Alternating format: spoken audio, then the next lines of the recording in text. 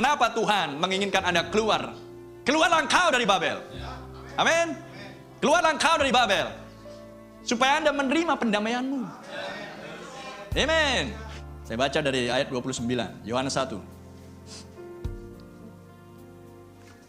Pada keesokan harinya, Yohanes melihat Yesus datang kepadanya dan ia berkata, "Lihatlah anak domba Allah yang menghapus dosa dunia."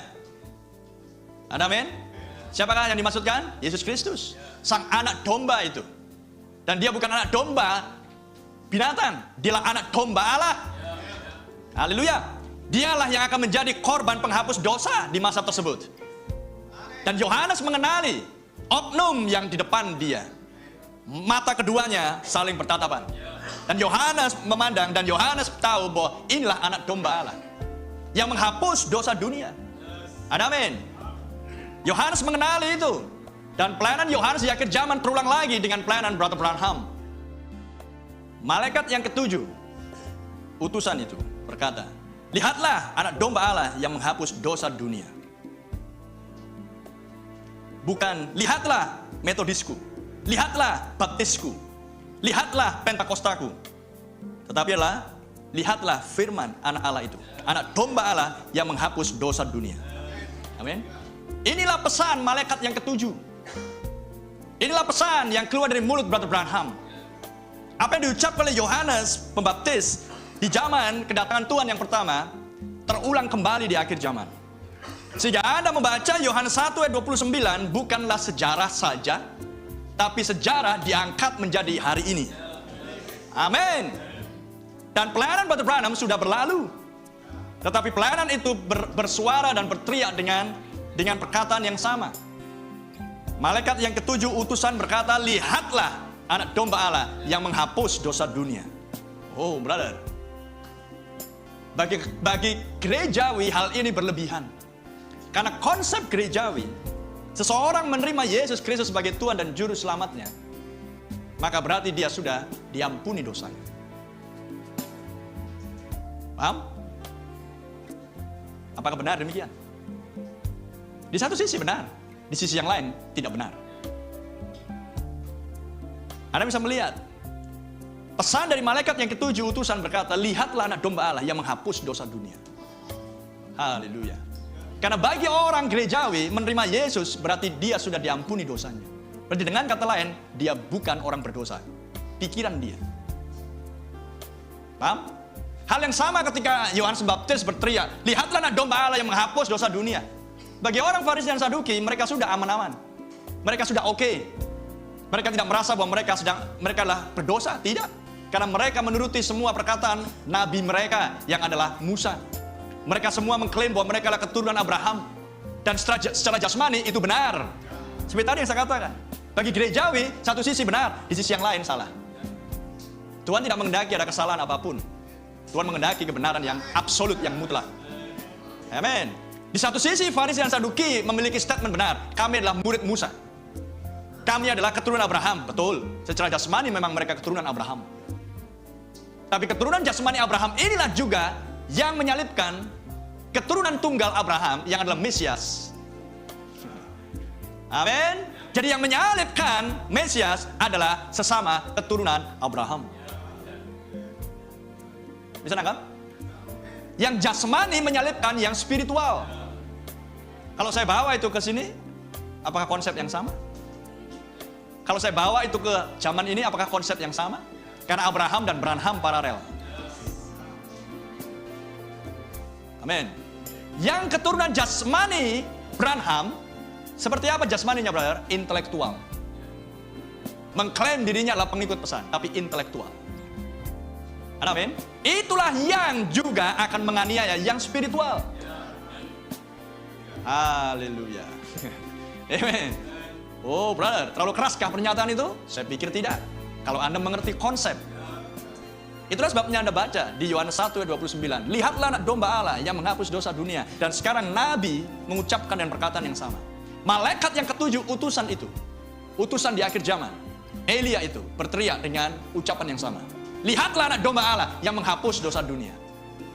Maka Anda harus melihat pesan ini, apakah sekedar sebuah pengajaran? Pesan ini adalah korban penghapus dosa.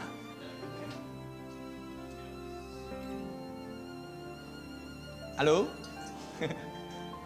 Bagi Anda yang nggak mengerti, sekarang mengerti? Atau Anda kurang percaya? That's your problem. Itulah masalahmu. Karena Anda membaca Alkitab selama ini dengan gaya ketimuran. Dan tanpa sadar, dengan gaya intelektual. Dan tanpa sadar, mengulang kesalahan yang sama yang dilakukan oleh Farisi dan Saduki. Amin. Berarti pesanlah penghapus dosa? Tentu saja. Pesanlah Kristus. Turun dari surga dengan gulungan kitab yang terbuka di tangannya. Anak domba Allah yang melepaskan ketujuh meterai. Amin. Lihatlah anak domba Allah. Gak ada oknumnya. Kalau Yohanes Pembaptis pada waktu itu, lihatlah anak domba Allah, langsung menunjuk Yesus. Tapi malaikat yang ketujuh, Branham, dari mimbar, lihatlah anak domba Allah, siapa yang ditunjuk? Mana Brother Branham? Mana anak dombanya? Mereka tidak tahu bahwa anak domba itulah firman. Dan firman yang keluar dari mulut Nabi itulah anak domba. Amin. Korban penghapus dosa. Glory. Dan Nabi berkhotbah di tahun 1964. Amin. Di luar perkemahan, judulnya. Mengambil dari Ibrani 13. Di luar perkemahan. Sehingga apa yang Anda temukan di sini, apa yang Anda dapati di sini adalah keluarlah engkau daripadanya, keluarlah dari Babel, supaya Anda mendapatkan pengampunan dosa. Amen. Mungkinkah sebuah doktrin bisa mengampuni dosa? No, harus oknum yang mengampuni dosa. Amen. Harus oknum yang mengampuni dosa. Itulah sebabnya Roma Katolik mengajarkan pengampunan dosa, pengakuan dosa. Bapak, dosaku nomor 1 sampai 100 ini. Maka ampunlah aku ya Bapak. Maka Bapak anakku diampunlah dosa. Itulah yang diajarkan oleh mereka. Itu terserah mereka, itu hak mereka. Tapi Alkitab tidak pernah mengajarkan yang seperti itu. Apakah si pastor itu adalah oknum yang layak untuk mengampuni dosa? Oh, brother and sister, dia juga orang berdosa yang perlu diampuni dosanya. Dibutuhkan seorang yang tidak berdosa untuk bisa mengampuni orang berdosa. Haleluya. Dan siapakah dia selain Yesus Kristus? Anak domba Allah. Oh Pak, saya sudah menerima anak domba Allah sejak 10 tahun yang lalu. Sekarang saya pengkhotbah hebat. Saya diurapi Roh Kudus. Lantas bagaimana dengan firman Tuhan yang berkata, keluarlah engkau daripada Babel? Oh brother, itulah yang mereka tidak pahami. Jadi Anda dikeluarkan dari Babel, Anda dikeluarkan dari dosa. Karena dosa adalah ketidakpercayaan. Jadi kita bukan keluar dari Babel, sekedar keluar dari Babel, kemudian tubuh kita ada di gereja pesan. Tapi di hati dan pemikiran tetap Babel yang sama. Di sinilah problem yang terjadi. Karena kalau semuanya betul-betul keluar dari Babel, nggak akan ada problem. Keluar dari Babel dengan konsep yang benar, seturut dengan firman Tuhan, maka tidak akan ada trouble. Tidak akan ada problem. Kenapa ada problem di zaman Nehemia dan Ezra setelah mereka keluar dari Babel? Karena didapati oleh Ezra dan Nehemia, banyak dari antara orang-orang Ibrani yang keluar dari Babel nggak bisa lagi bahasa Ibrani. Amin. Banyak dari antara mereka yang kompromi dengan Tobia dan Sanbalat. Amin. Spirit Tobia dan Sanbalat tetap ada di sini. Spirit Imam Eliasib tetap ada di sini. Sedangkan Ibrani 13, marilah kita mengucapkan syukur dari buah bibir mulut kita. Dan itu adalah, Nabi katakan, itulah persembahan yang dipersembahkan oleh imam di akhir zaman. Imam di zaman kasih karunia. Bukan mempersembahkan menyembelih lembu jantan, domba, tidak. Tapi ucapan bibir mulut, mengucap syukur kepada Tuhan. Berterima kasih, itulah korban persembahan. Karena kamulah imamat rajani. Mengucap syukurlah senantiasa. Amin. Itulah korban persembahan yang sesungguhnya. Sebuah kehidupan yang diabdikan. Sebuah kehidupan yang dimurnikan. Menjaga kekudusan. Dan dipersembahkan kepada Tuhan. Haleluya. Sehingga Anda melihat kenapa problem datang. Kenapa perselisihan ada? Karena hal-hal itu. Karena mereka keluar dari Babel, badannya saja yang keluar. Amin. Tapi jiwanya tetap di sana. Betul? Ya. Hal yang sama Anda melihat. Sesudah Yohanes Pembaptis berkata, lihatlah anak domba Allah yang menghapus dosa dunia. Berkata, maka Alkitab mengajarkan kepada Anda dan saya. Kedua murid Yohanes Pembaptis. Ayat 35. Pada keesokan harinya Yohanes berdiri di situ pula dengan 2 orang muridnya. 2 orang murid Nabi ya. 2 orang murid Yohanes Pembaptis. 2 orang murid Elia. Paham? Karena Yohanes Pembaptis berjalan di dalam roh dan kuasa Elia. Jadi 2 orang murid ini adalah muridnya Elia, Nabi. Dan ketika ia melihat Yesus lewat, ia berkata, lihatlah anak domba Allah. Haleluya. Ayat 37. Kedua murid itu mendengar apa yang dikatakannya itu. Lalu mereka pergi mengikut Yesus. Amen. Iman timbul dari pendengaran akan firman Yesus Kristus. Paham? Lalu mereka pergi mengikut Yesus. Berarti meninggalkan Elia. Elia ditinggalkan. Nabi ditinggal. Wah, berdosa itu brother. Kita nggak boleh meninggalkan Nabi. Kita harus tetap tinggal dengan Nabi. Makanya khotbah ini harus murni. Setel aja tape, dengarkan kaset. Khotbah itulah yang paling murni. Jangan tinggalkan Nabi. Tapi Alkitab mengatakan, kedua murid Nabi meninggalkan Nabi. Amin. Tapi meninggalkan Nabi bukan untuk tersesat. Bukan untuk murtad. Tapi untuk melangkah ke tingkat yang lebih tinggi. Nabi lah utusan untuk membawa murid utusan untuk mengenal dan mengikut dan menyatu dengan yang mengutus, yang adalah Mesias. Amin. Maka hal yang sama jika Anda melihat konsep ini, amin, kita bawa ke masa kita, maka akan ada sebagian orang yang tetap tinggal dengan Nabi. Ketika suara pesan sudah berkata, lihatlah anak domba Allah yang menghapus dosa dunia. Amin. Penghapus dosa sudah ada di situ. Tubuh mereka sudah keluar dari denominasi organisasi, tapi tubuh yang sama, jiwa yang sama, tetap dengan konsep denominasi.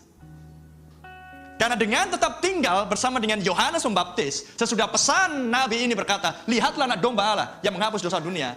Dengan 2 murid tetap tinggal bersama dengan Yohanes, maka mereka akan tetap tinggal dengan firman yang kemarin. Amin. Karena firman yang hari ini sudah diperkenalkan. Dan firman yang hari ini di masa itu adalah Yesus Kristus, anak domba Allah. Itulah tiang api yang bergerak dari Yohanes Pembaptis ke Yesus. Amin.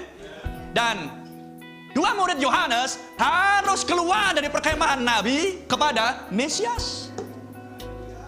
Amin. Untuk sama-sama nantinya akan menanggung kehinaan di luar perkemahan. Segala sesuatu adalah kalau Anda bicara perkemahan, semua ide dan Anda bicara perkemahan bukan sekedar tenda. Amin. Tapi adalah kumpulan orang, sistem adalah perkemahan tepatnya. Dan manusia dengan idenya adalah juga sebuah sistem. Dan jika seorang diurapi oleh Roh Allah, maka dia bukan sedang mengekspresikan manusiawi dirinya, tetapi adalah mengekspresikan Allah di dalam dirinya, melalui dirinya. Amin. Dan dalam hal ini pelayanan Yohanes Pembaptis adalah untuk mendahului kedatangan Mesias, memperkenalkan tampilnya Mesias yang harus tampil di masa pendamaian untuk pengampunan dosa sebagai korban penghapus dosa. Bisa menangkap yang saya maksudkan? Amin. Dan apa jadinya kalau 2 murid ini tetap tinggal bersama dengan Yohanes Pembaptis? Maka mereka akan gagal untuk mengikuti terang yang berikutnya. Karena terang yang ini adalah terang yang besar. Tapi Yohanes Pembaptis adalah terang kecil. William Branham adalah terang kecil. Tapi Wahyu 10 ayat 1 adalah terang besar. Dan William Branham dengan pesannya, lihatlah anak domba Allah. Wahyu 10 ayat 7 sedang menunjuk Wahyu 10 ayat 1. Amin. Sama seperti yang dituliskan di Maleakhi 4. Lihatlah, aku akan mengutus Elia kepadamu. Aku huruf besar. Wahyu 10 ayat 1. Elia, Wahyu 10 ayat 7. Mu, Wahyu 10 ayat 8 sampai 11. Amin. Jadi yang memperkenalkan tampilnya Sang Mesias Kristus firman yang diurapi adalah pelayanan Elia. Pelayanan seorang nabi. Itulah sebabnya Anda tidak boleh tetap tinggal dengan Nabi, Anda harus bergerak kepada Mesias. Terpuji nama Tuhan. Karena Nabi memperkenalkan tampilnya Sang Mesias. Dan Mesias datanglah untuk mencari pasangannya. Mesias datang untuk korban penghapus dosa. Haleluya. Untuk mengeluarkan umatnya, domba-dombanya, supaya mereka beroleh pengampunan dosa. Supaya dosa mereka dihapuskan. Haleluya. Puji nama Tuhan. Dilemparkan, dibuang ke lautan kelupaannya Allah. Dan Tuhan tidak akan mengingat-ingat lagi. Haleluya. Dan kita harus keluar dari perkemahan tersebut. Karena Yesus disalibkan di luar perkemahan. Amin. Itulah sebabnya Anda harus keluar dari denominasi. Anda harus keluar dari organisasi. Anda harus keluar dari tradisi. Anda harus keluar dari elemen manusiawimu. Haleluya. Terpuji nama Tuhan. Ada busan sepadan